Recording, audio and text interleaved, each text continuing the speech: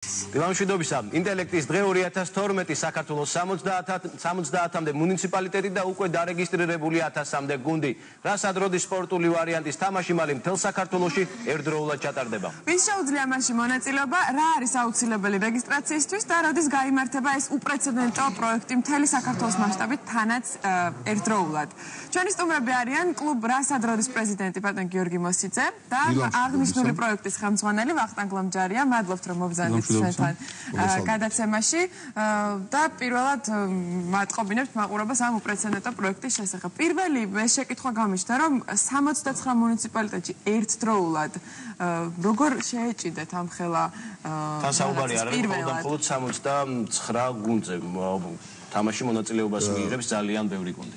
მოდი თქვათ ასე, საუბარი არის 79 სარბიელზე ერთდროულად თამაშის ჩატარებას. ანუ 12 მაისს, მიმდინარე წლის 12 მაისს, 12 საათზე ერთდროულად 79 წერტილში საქართველოში, ანუ ყველა მუნიციპალიტეტის ცენტრში შეიკრიბებიან სკოლის ზოგადად საგანმანათლებლო სკოლების ერთსა და იმავე დროს ნაკრებები ერთსა და იმავე დროს და ითამაშებენ რასაც როდის ერთსა და იმავე შეკითხვებს. ამას პრეცედენტი არ აქვს საქართველოში სხვა ქვეყნების შესახებ. ეს არის პირველი ასეთი მასშტაბის ექსპერიმენტული პროექტი, ტურნირი, რომლის პრეცედენტი სხვა ქვეყნებს არ აქვს.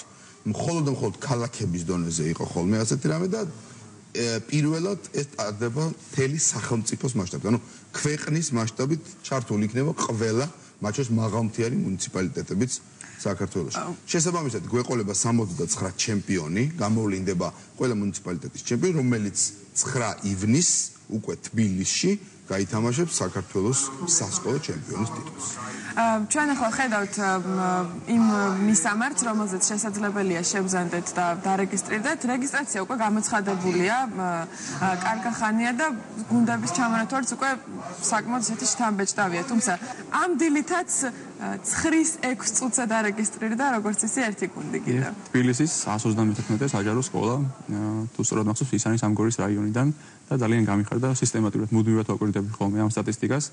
და აი გუშინ ხამე პირველ საათზე დღეს დილით 9-6 წუთზე ესეთი პრეცედენტები ხშირი გვაქვს და სერიოზული მარათონია რეგიონებს შორის როგორც ვიცი. მინდა გითხრათ რომ ძალიან საინტერესო თავიდან 5 აპრილს რეგისტრაციის დაწყებიდან დაწინაურდა გურია, თუმცა გურის მასშტაბებიდან გამომდინარე ძალიან მალე გადაუსწრო მას სამეგრელომ, იმერეთ მას შემდეგ. გუნდების რაოდენობით. გუნდების რაოდენობით დღეს პირველ ადგილზე სამეგრელოზე მოსვანეთის რეგიონია, სადაც 140 გუნდია, ზუსტად 140 გუნდია დარეგისტრირებული. ანუ 140 სკოლა. 140 სკოლა, ხოლო შემდეგ მეორე ადგილზე მოდის იმერეთი, სადაც 128 სკოლაა დარეგისტრირებული ამ მომენტისთვის. ვახტანგ, როდემდე არის შესაძლებელი დარეგისტრირება და რა არის საჭირო ამისთვის? რეგისტრაცია გრძელდება 5 მაისის ჩათვლით და საჭირო არის სპორტისა და ახალგაზრდობის სამინისტროს ვებგვერდზე ან Facebook გვერდზე შესვლა და იმ ინსტრუქციებს. რამდენი ბავშვი უნდა იყოს ერთ გუნდში? გუნდში არის 6 მოთამაშე ძირითადი და 2 სადარიგოთ შესაძლებელია სკოლის სრულიდან გამომდინარე. ზოგადად ჩვენ ეთერს მიღმა ვსაუბრობთ, რომ სკოლის დირექტორები შიდა ტურის ჩატარებაც სურთ იმისათვის, რომ საუკეთესო გუნდი შეარჩიონ. ანუ мотиваცია როგორც ხედავთ ძალიან მაღალია, იმისა რომ ყველამ გამოავლინოს საკუთარი ინტელექტი. ვინაიდან ასე დადგინდა, რომ პრინციპი არის ერთი სკოლა, ერთი გუნდი, სკოლა ეცდება გამოიყვანოს თავის საუკეთესო ნაკრები. სკოლა თავისუფალია თავის არჩევანში, თუ რომელ მოსწავლეს ათამაშებს ნაკრებში, თუ რომელ კლასელს ათამაშებს ნაკრებში. აქედან გამომდინარე, აი რეგისტრაციაშიც ცოტა ჩამორჩენა დიდ ქალაქებში, თქვა ქუთაისში, თბილისში, რომელთა სკოლებიც ეხლა ატარებენ შიდა ტურნირებს, რათა გამოავლინონ უძლიერესი და 5 მაისამდე მოასწრონ დარეგისტრირება. ანუ ჯერ კიდევ მიდის შიდა დუღილის სკოლებში და მათ არიციან შემადგენლობა გუნდის. ვინაიდან რეგისტრაციის დროს გუნდის შემადგენლობა უკვე ჩაწერა გვარები. აქედან გამომდინარე, ცოტა აგვიანებს დიდი ქალაქები, სადაც მიმდინარეობს შესაძლებელი. გიორგი, უკვე 12 მაისს ამ გუნდებს მოუწევთ, რომ პასუხი გაცენ 24 კითხვას. რის მიხედვით არის და როგორ არის ეს კითხვები შერჩეული? ერთი და იგივე კითხვები არის თუ თქვათ სხვადასხვა რაიონის მიხედვით სხვადასხვა კითხვათა პაკეტები გადაგაწყვეტილდება? ეს იქნება ეგრეთ წოდებული სინქრონული ტურნირი. სინქრონული ტურნირის პრაქტიკა არსებობს, მსოფლიო სინქრონებიც კი იმართება ხოლმე, როდესაც ერთდროულად თქვათ ნიუ-იორკში, კიევში, ევროპაში და თბილისში ერთი და იგივე შეკითხვებზე ვთამაშობთ. ელფოსტით იგზავნება ეს შეკითხვები. შესაბამისად, ჩვენ გვექნება პირველი ექსპერიმენტული სინქრონი საქართველოში. ანუ ერთდროულად 12 საათზე, ოღონდ ერთდროულად დაიწყება ეს თამაში. ყველგან ერთსა და იმავე 24 შეკითხვას გაითამაშებს სკოლების ნაკრები. გიორგი, რამდენადაც ვიცით, უკვე ამ სინქრონის შედეგებს ელოდებიან სხვა ქვეყნებშიც.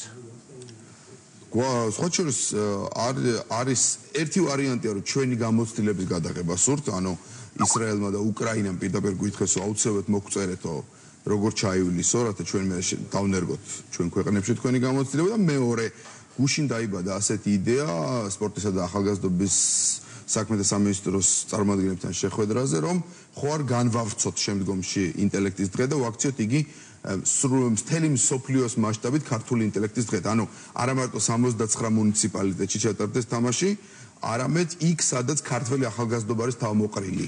საქართველოს გარეთაც. ანუ თქვა ნიუ-იორკი, ვაშინგტონი, საუნივერსიტეტო ცენტრები, მაასტრიხტი, სადაც სწავლობს 40-100, რიგაში, ვილნიუსში, ტარტუში სწავლობენ ქართველები.